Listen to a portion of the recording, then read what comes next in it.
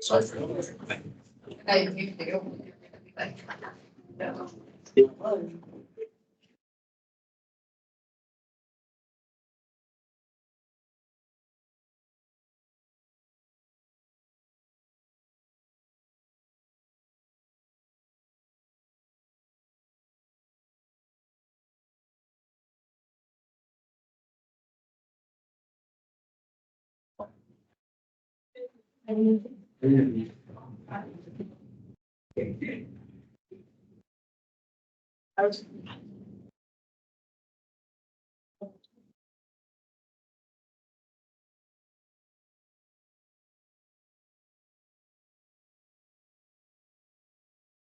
Okay, so for homework, I wanted to check 2018 FRQs.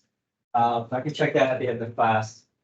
And then tomorrow I'll check 2017, and then Thursday I'll check 2016.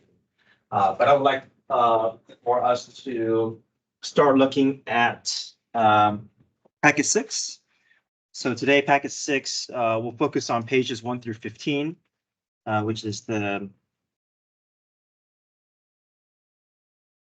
2012 multiple choice test.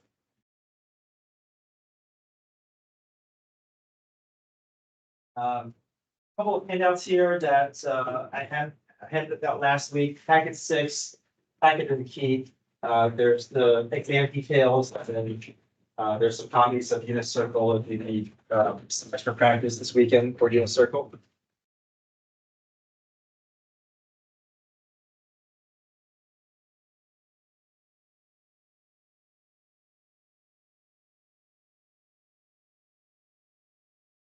Okay, so let's go to page 1. I think I may just go ahead and start, have us work on these consecutive problems. I may skip some of them, but after that, I think I'm just going to kind of highlight some problems from the 2012 multiple choice. Okay, so again, we're in packet 6.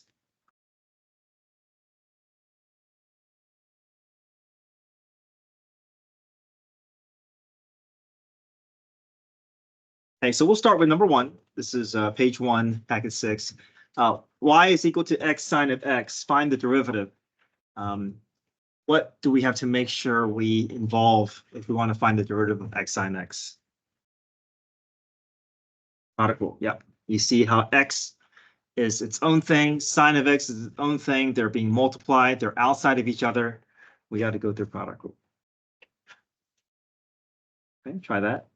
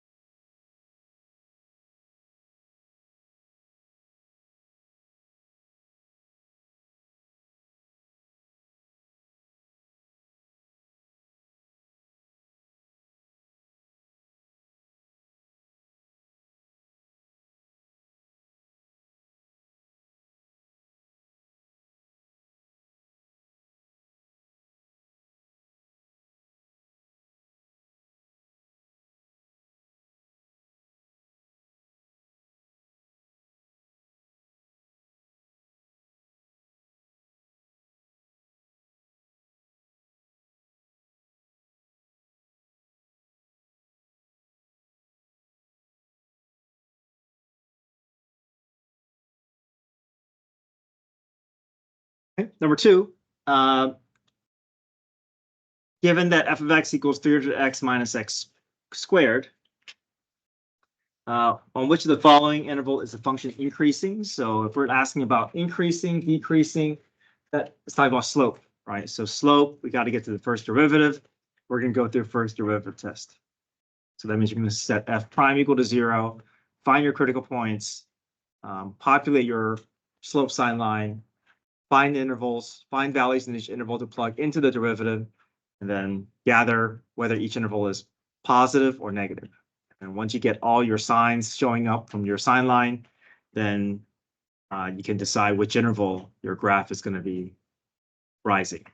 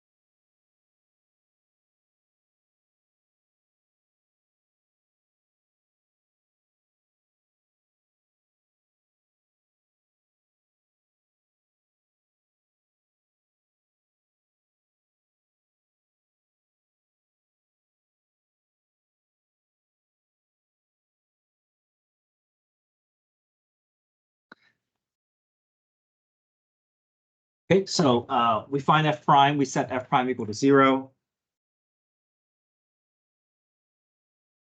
Factor GCF out, continue factor, difference of squares there. I'm setting every part equal to 0. If I set 3 equal to 0, that doesn't make sense, right? 3 doesn't equal to 0, so there's nothing, no critical point there. 10 minus x equal to 0, x plus 10 equal to 0, I get negative 10 and 10. And then I pick values in each subinterval to plug into the derivative function, gathering whether I get positive or negative. Okay. I want the positive interval here, so negative 10 to 10.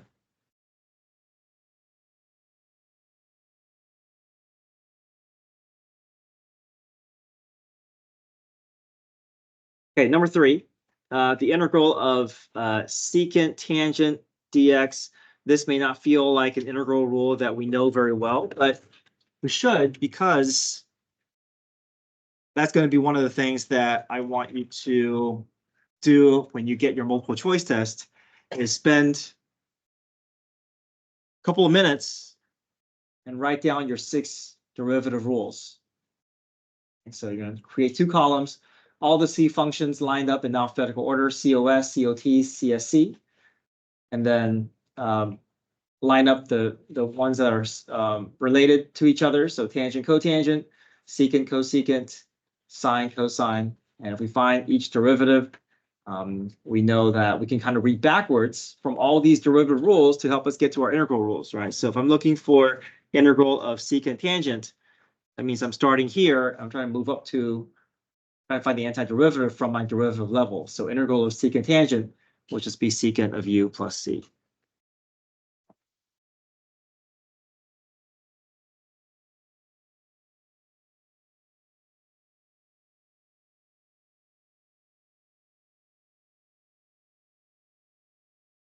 Number 4 is pretty straightforward. You find the derivative and then plug in the 1. Just remember the natural log of x's derivative is 1 over x. So u prime over u. Once you find your derivative, plug in the 1. There's your slope.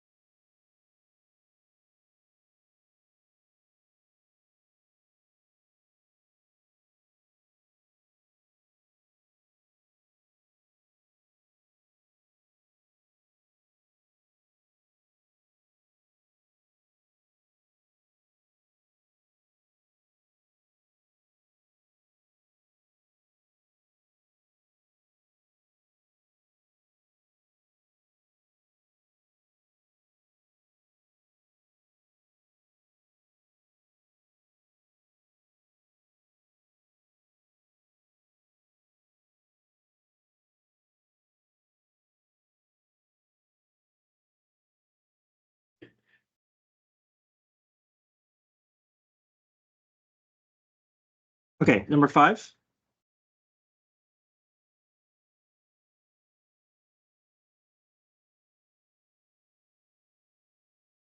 Graph of function f is shown. Which of the following statement is false?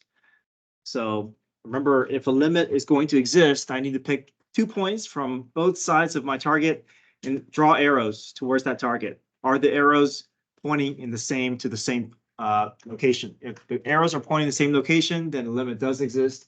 If the arrows are not pointing in the same direction, then limit does not exist.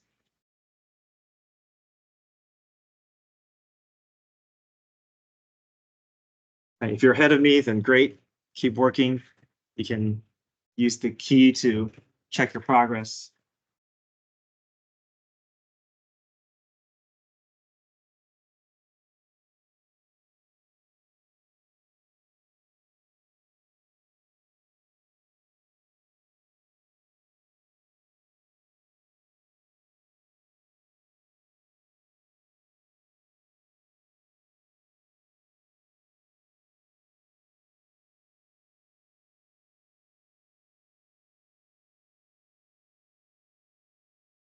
So here I got C being false because if we pick points on either side of 4 and draw arrows towards 4, we can tell that the arrows are not headed to the same direction, right? One's pointing to 2, the other is pointing to 4.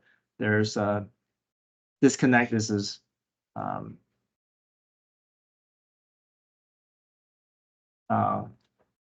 this is a non-removable discontinuity.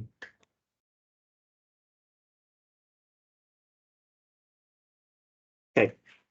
Number 6, the particle moves along the x-axis. The velocity of the particle is 6t minus t squared. What is the total distance traveled by the particle from time 0 to 3?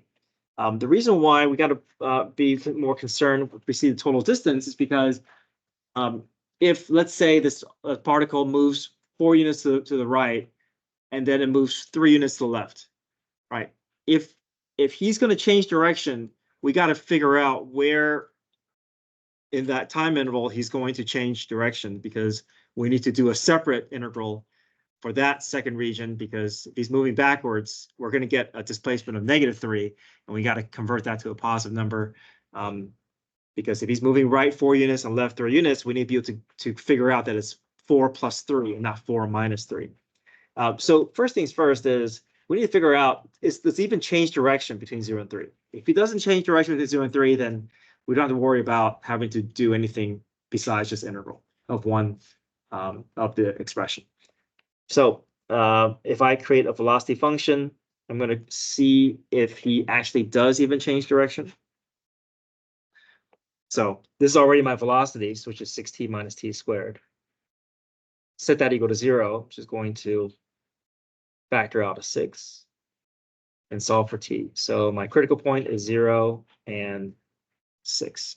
So he's not going to change direction between 0 and 3, because between 0 and 6, you should all be moving in the same direction.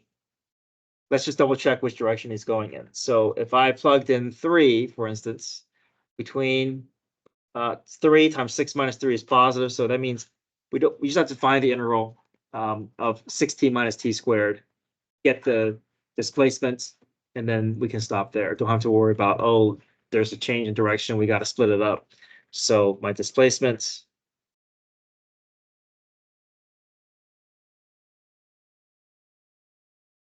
is just the integral of my velocity.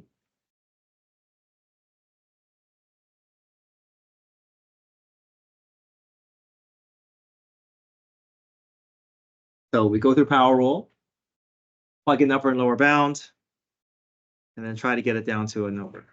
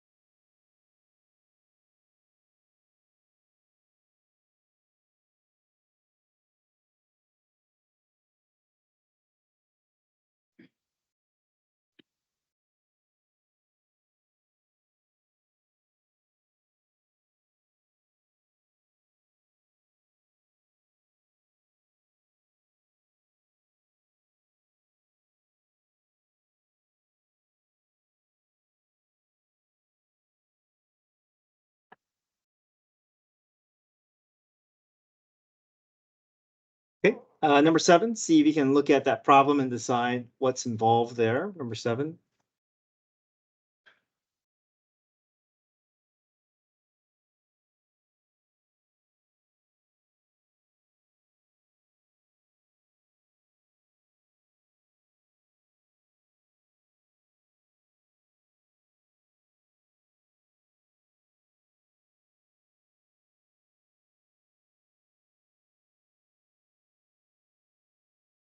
So number 7, I see outside portion, I see an inside portion, that big parentheses with an expression inside and an exponent outside that helps remind me that there's an inner portion. So we want to think about chain rule, right?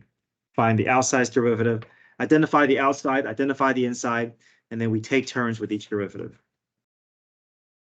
Make sure when you do the outside derivative that you leave the parentheses alone, that you don't touch anything inside until after you're done with the outside. Then when you take the inside derivative, it's going to be in its own separate space, completely outside or next to your parentheses.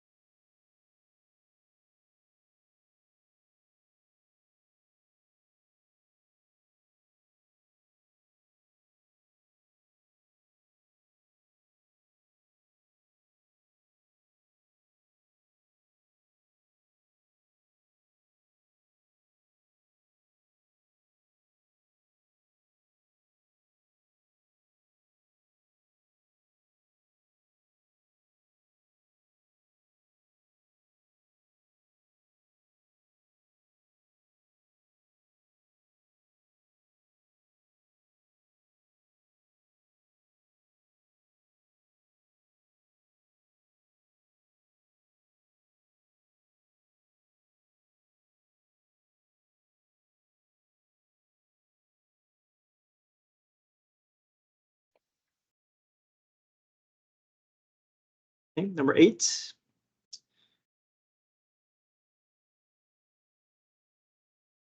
Tank contains 50 liters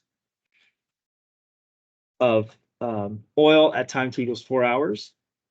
Using Riemann sum with 3 subintervals, what's the approximate number of liters of oil that are in the tank at time t equals 15 hours? So we know that from 4 to 15, this is the accumulation.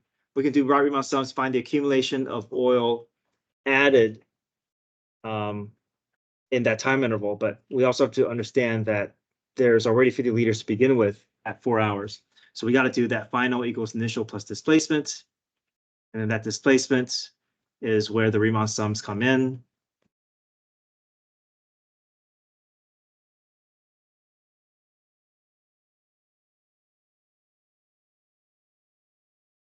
It's a little annoying with this problem because this is non-calculator, so you do have to multiply those decimals out by hand and arrive at 114.9. So it's not difficult, but it is a little surprising that they're asking you to do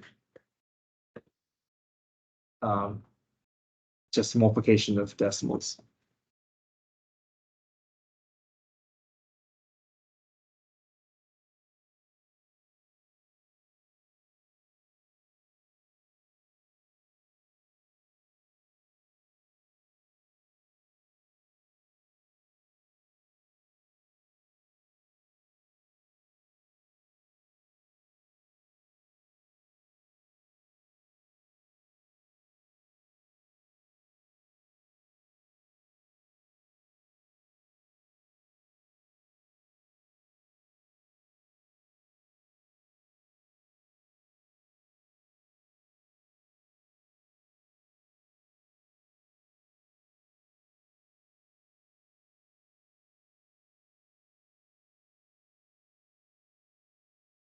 Okay, number 9.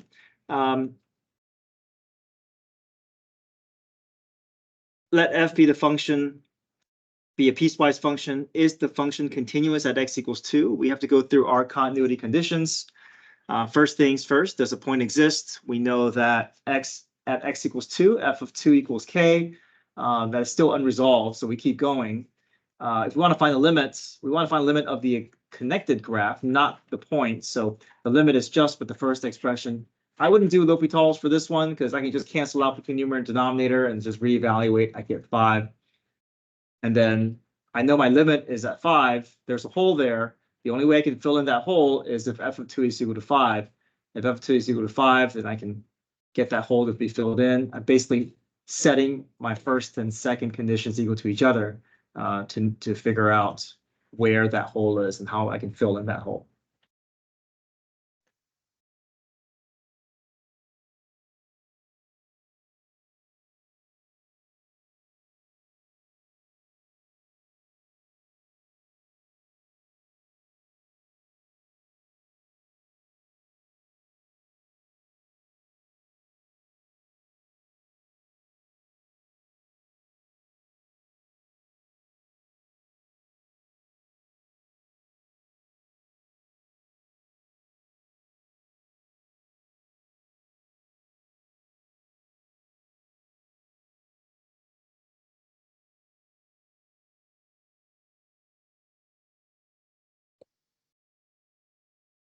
Okay, number 10. What is the area of the region in the first quadrant in the graph y equals e to the x over 2? E to the x over 2 looks like e to the x is just maybe a little bit shrunk, but it's still the same looking graph. So e to the x over 2, we know e to the x looks like that between 0 and 2.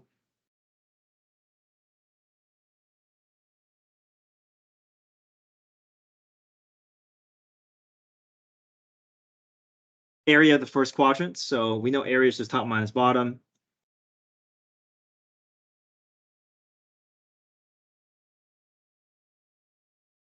Integral from 0 to 2. The top graph is e to the x over 2. The bottom graph is 0. So it's e to the x over 2 minus 0. We can drop the 0, but we do have to go through u substitution. U value being the x over 2 because we have to figure out what is the coefficient.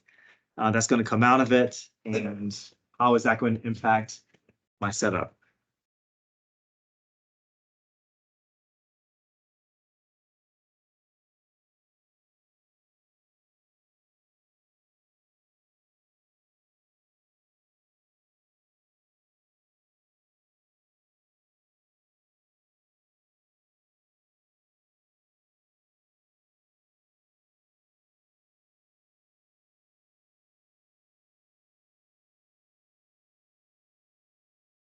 We know e to the u is just e to the u. There's a leftover coefficient of 2. Once we find our antiderivative, we can take care of our upper and lower bounds. Upper bound first. Now, careful, if I have a 0, it doesn't always mean that it wipes out completely. In this case, the 0 is for the exponent, so there's still left over 2 here, right? E to the 0 is 1. 1 times 2 is 2. So I have 2e to the first power minus 2.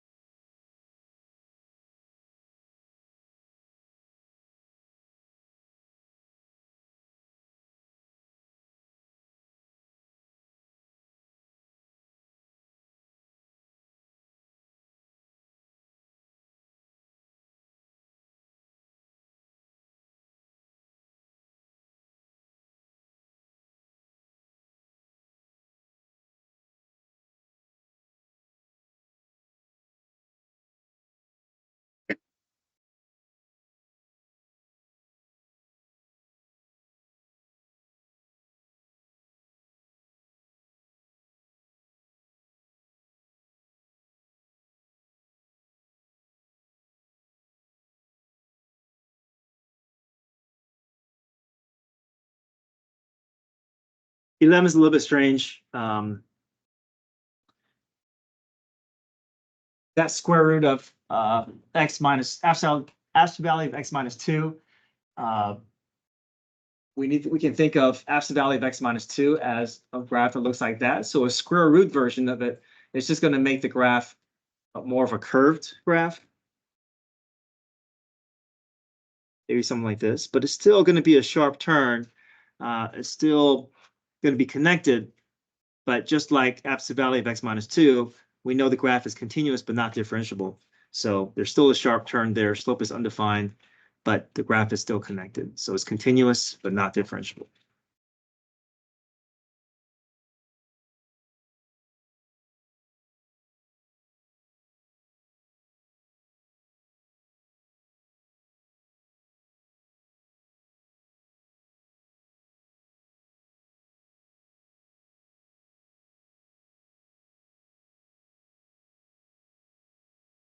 Okay, number 12, we can go through use substitution, but when you go through use substitution, make sure that you also do use substitution for the bounds.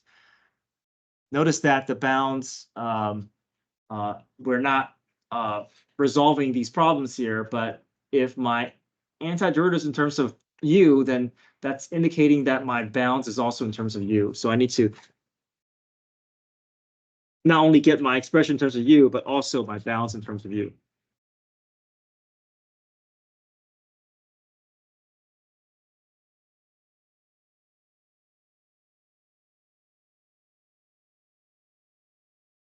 Now, it says that u is equal to root x, but do we let u be both of these? Just the top, because we do want to save this root x for the derivative. We do need this derivative to eventually cancel this out. So we do need some leftover to handle the derivative that's going to come out of it. So we're going to strategically just pick that u value for the numerator, not for the denominator. Get it ready for power rule.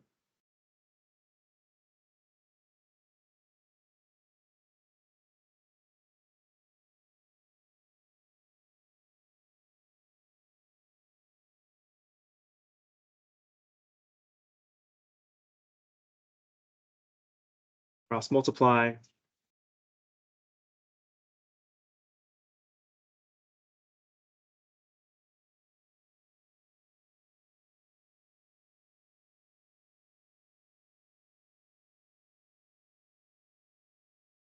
Root x is canceled out. There's a leftover 2, but I'll also still need to push my bounds through my conversion formula. So I know that if x is starting at 1, because my u value is root x, if I put 1 in for x, I get root 1, which is still 1. And if x is equal to 4, root 4 is 2. So we're going to go from 1 to 2.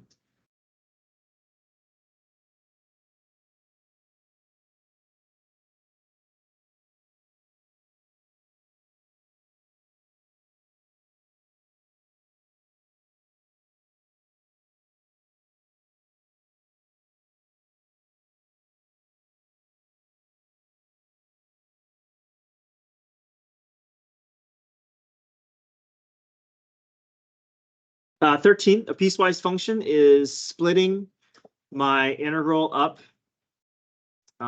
There's a different graphs on either side of 3, so I need to figure out what is the integral from 1 to 3, and then the integral from 3 to 5. So each will be its own rule. Each we can handle using power rule. So we can do the integral of 2 between 1 and 3, because the graph of 2 is living in that interval, and then the graph of x minus 1 is living on that interval from 3 to 5. We do power rule, 2 becomes 2x, plug in upper and lower bound. X minus 1 becomes x squared over 2 minus 1x, plug in upper and lower bound. Each result will give us different numbers, 4 and 6. We're going to add those together. One region has an area of 4, the other region has an area of 6. We add those two regions together, we get 10.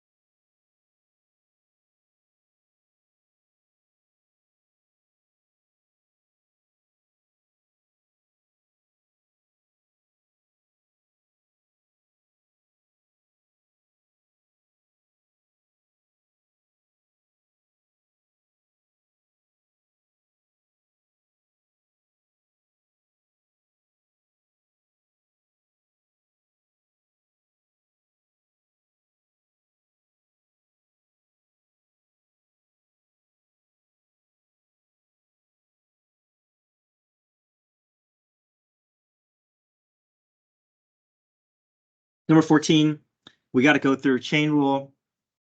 First, build your function. Then identify the outside inside portions. Take the derivative. There's 3 different layers here. You got that bracket to the 1/2. That's going to be its own power rule. The parentheses squared will be its own chain rule. And then that 3x minus 2 will produce a derivative of 3. So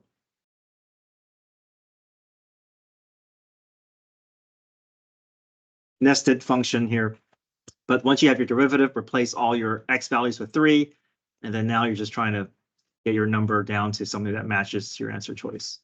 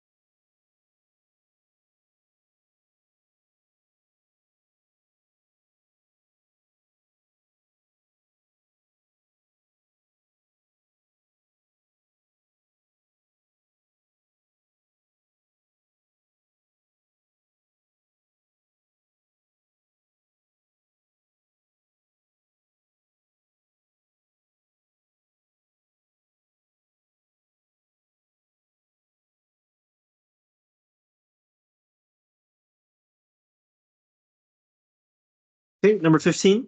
Build out your H prime and H double prime using second theorem.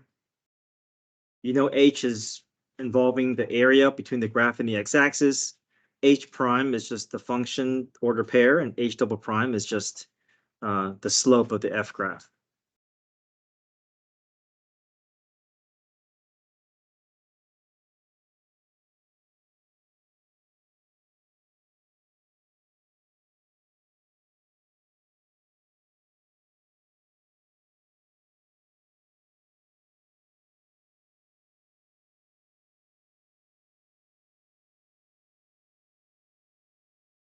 The reason that I got negative 15 was because I just looked at that region. I just found a rectangle that mirrored, that got closest to that area. Really rough estimation. It's like a rectangle of negative 15, could be a little bit more than this, but enough to know that's negative. That's all I need to know. Negative versus 0 versus 1. If I put them in order, that's smallest, that's the middle, that's the largest.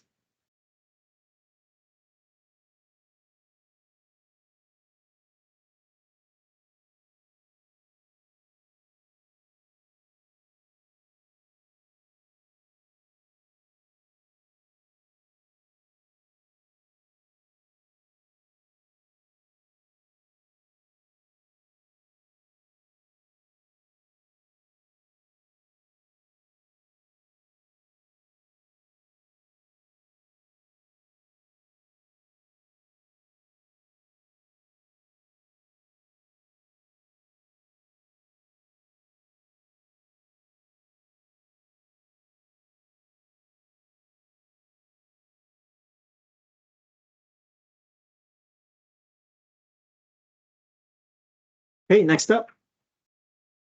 Particle moves along the x-axis given by x of t, where a and b are constants. A does not equal to b, which is the following, with particle at rest. So we know particles at rest when velocity is equal to what? Velocity is equal to 0, right? Particle at rest, no movement. So we have to get down to the velocity function. We can either go through product rule or we can FOIL it out. But just make sure that once we FOIL it out, this is good practice just to kind of get us accustomed to, what happens if we see these constants that we don't recognize, like A and B. Pretend like those are just 3 and 4 or 1 and 2. You're just going to treat them like coefficients. So I'm going to FOIL out first, get my position function. So I can just go through power rule for each. T squared, its derivative is just going to be 2t. AT, it's like 3t. 3t's derivative is just going to be 3, so AT will just be A. Imagine BT is just 4t. 4t will just become 4, so BT will become B. AB is a constant. So imagine this 3 times 4. 3 times 4 would be 12. The derivative of 12 is going to be a 0. So once we find our derivative, we set our derivative equal to 0, and we just try to figure out how to get t by itself. So A plus B divided by 2.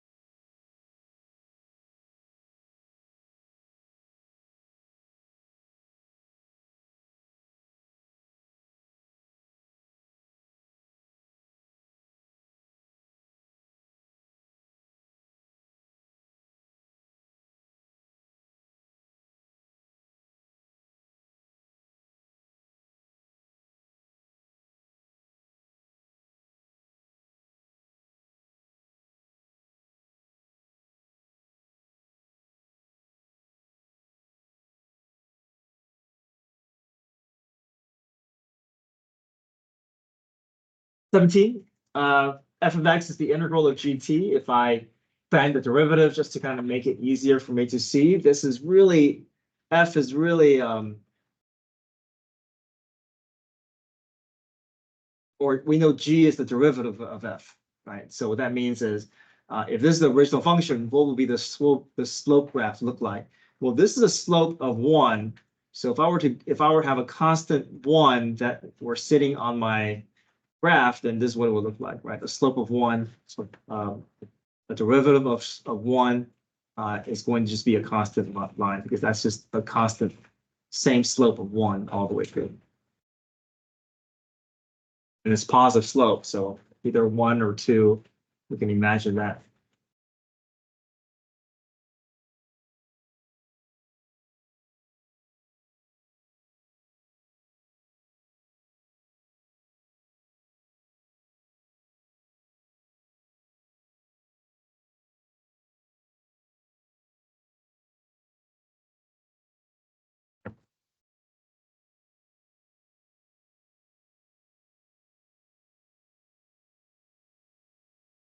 '18, we see kind of like a strange limit problem here.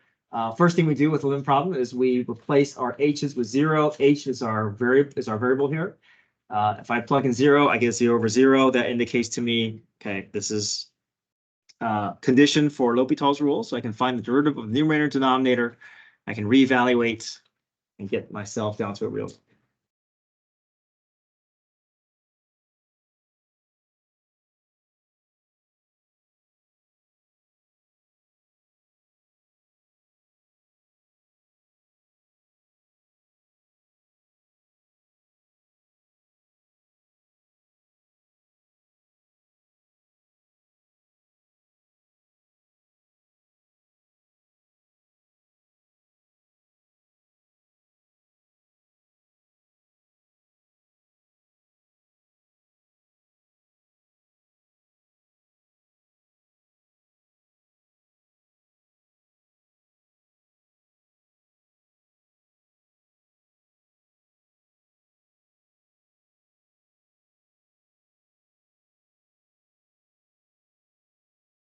Number 18, we have 19. We have a function f of x equals x over x plus 2.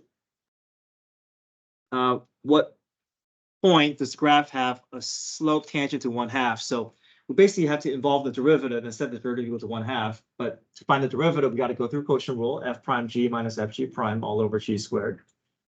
So we get that derivative cleaned up. We set that equal to 1/2. We solve for x.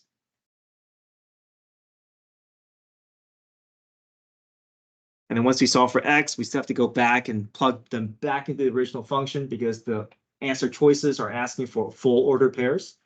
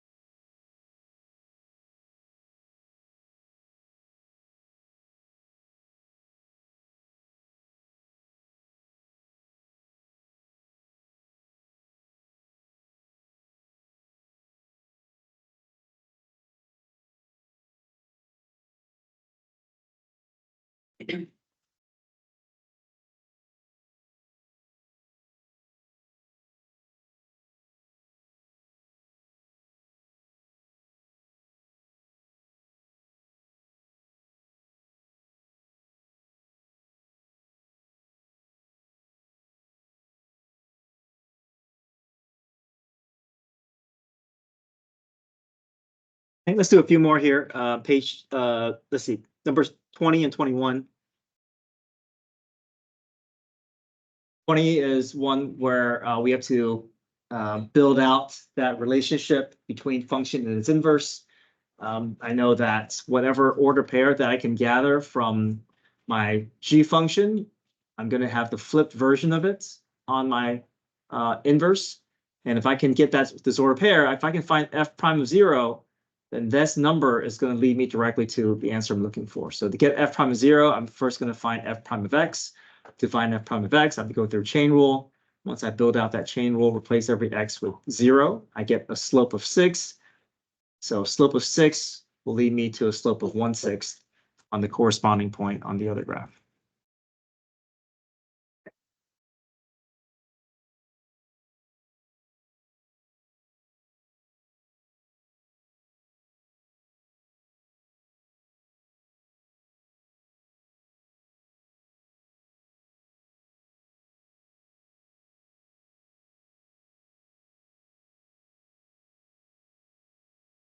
Okay, 21 horizontal asymptote.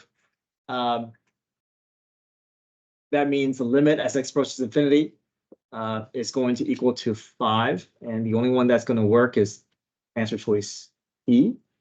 Because if we're doing limit as x approaches infinity, we're comparing degrees. We want to find a degree numerator denominator that not only matches, but has a coefficient that's going to clean up to be 5. So 20/4 does give us 5.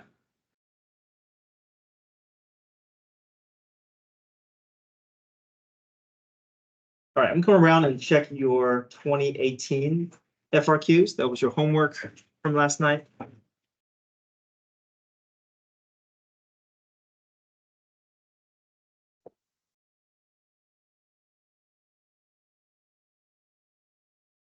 Page 21 to 26.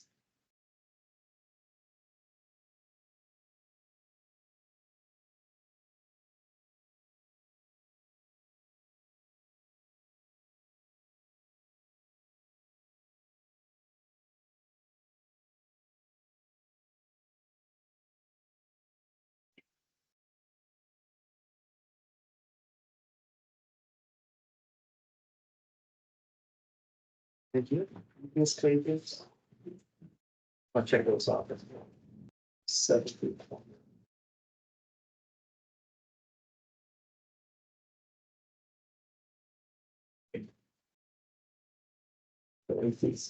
I'm saying you finish those.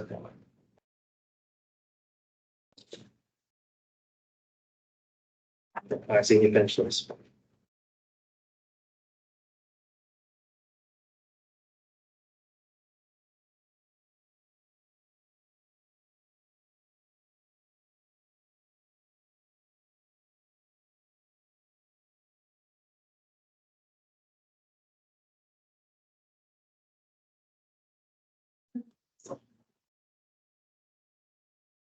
Yes, yeah. So 7:30.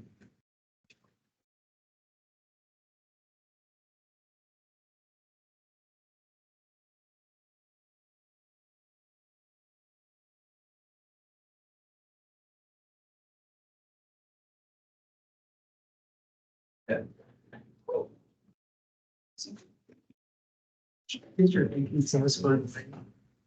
I mean, let's still get a substitute in the letters. These very substitute. Okay. We think it was.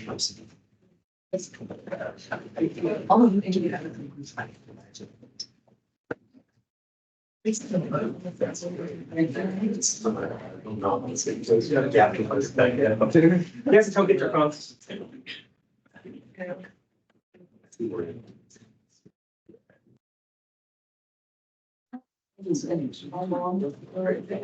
Jesus.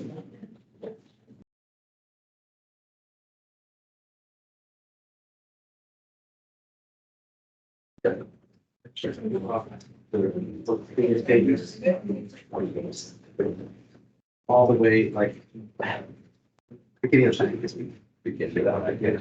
Things might be getting some alcohol, but that's.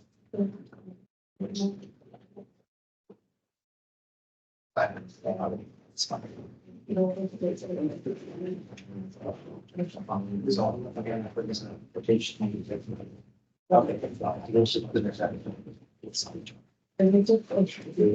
Yeah, that's a hard through.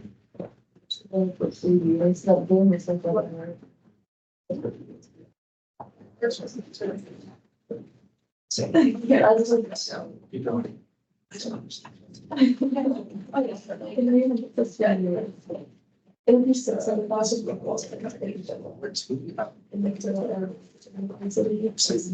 So they 7 to 13 there. Yeah. I remember. Wow. Yeah. It's been kind of right on.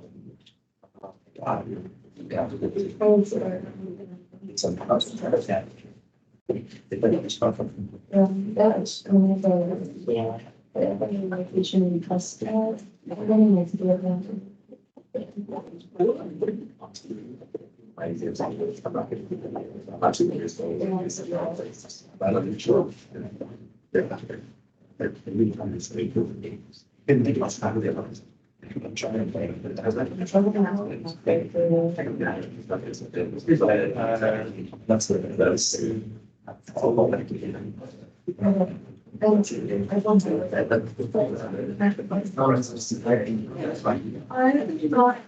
how those things are. I cut them. It's like roll.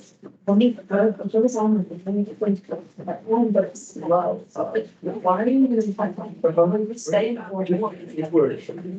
It's so. Let us so. It's so.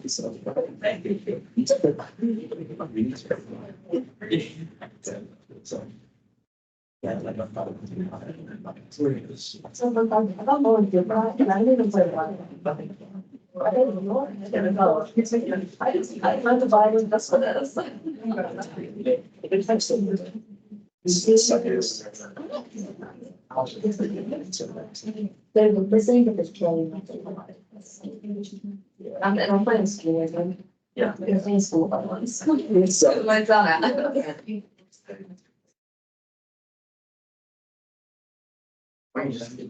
So guys, like, they could try and code it for every person who's in it before. I was like, oh, yeah, but I'm not even great at it.